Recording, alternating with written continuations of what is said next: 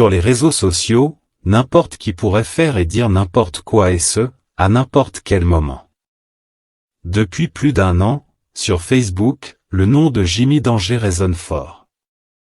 Qui ose dire qu'il n'a pas regardé ni écouté, ne serait-ce qu'une fois, une courte vidéo de cet homme tournant en boucle sur le réseau bleu et blanc.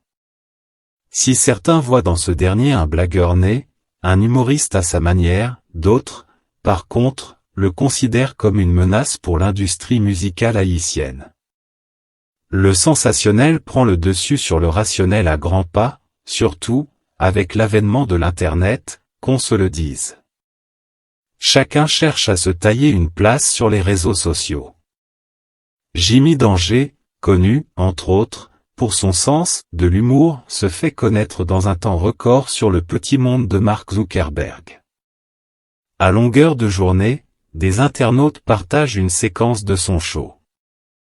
De mardi rétro à dimanche zen, en passant par vendredi Peya jusqu'à samedi Fleetgrain, l'ancien musicien du groupe Dizip ne cesse de charmer ses fans dans le cadre de ses séries d'émissions diffusées sur sa plateforme Washow. Mais, pour quel résultat?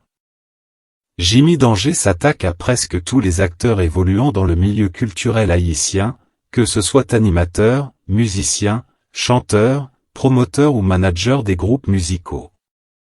Très souvent, l'originaire de Pétionville arrive à franchir des limites infranchissables, jusqu'à se faufiler dans la vie intime des stars haïtiennes. On se souvient de sa récente sortie concernant le fils de Rudy Roudebois. Un dossier qui a révolté l'artiste. On se souvient aussi de sa sortie contre Natacha qui l'a injuriée à la haïtienne. Jimmy Danger, promoteur d'un chef de gang. Un chef de gang qui occupe l'entrée sud de la capitale haïtienne tente de se faire passer pour un rappeur ces derniers jours. Il a déjà sorti plusieurs morceaux. Suite à l'annonce de la sortie de la première chanson en 2021, Jimmy Danger était le premier à avoir annoncé qu'il allait assurer la promotion de la musique de ce chef de gang. Effectivement, à travers plusieurs émissions, il se plaît à faire tourner le disque de ce chef de gang alors que ce dernier devait se retrouver derrière les barreaux pour ses nombreux crimes. Absence d'organes de régulation en cause. Il se fait appeler à tort animateur ou rockstar. Incroyable. Si dans cette posture, on pourrait le qualifier d'imposteur ou d'usurpateur, mais, il n'existe aucun organe régulateur ou prohibitif pouvant le sanctionner. Malheureusement. D'ailleurs, il peut décider de balancer n'importe quoi sur n'importe qui, pourvu que cela lui plaise lui-même.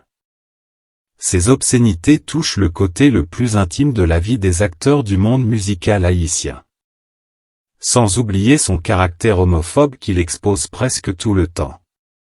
Mais, devant cette situation, la question qu'il faut se poser, quelle institution capable de régulariser cette sphère qu'on appelle à tort ou à raison HMI, au sein de laquelle presque tous les coups sont permis, pour faire le buzz et être populaire? Le très populaire Jimmy Danger poursuit sa route, sans inquiétude. Ses blagues, quoique la majorité d'entre elles soient de mauvais goût, continuent de faire le tour des réseaux sociaux. Des stars qui ont passé presque toute leur vie à se forger une carrière, produisant des œuvres de qualité sont traitées de tous les noms de la part de l'ancien tambourineur du groupe Kai. Est-ce que Jimmy Danger représente-t-il un danger pour le secteur culturel haïtien, particulièrement l'industrie musicale haïtienne? Abonnez-vous à ma chaîne pour ne manquer aucune vidéo.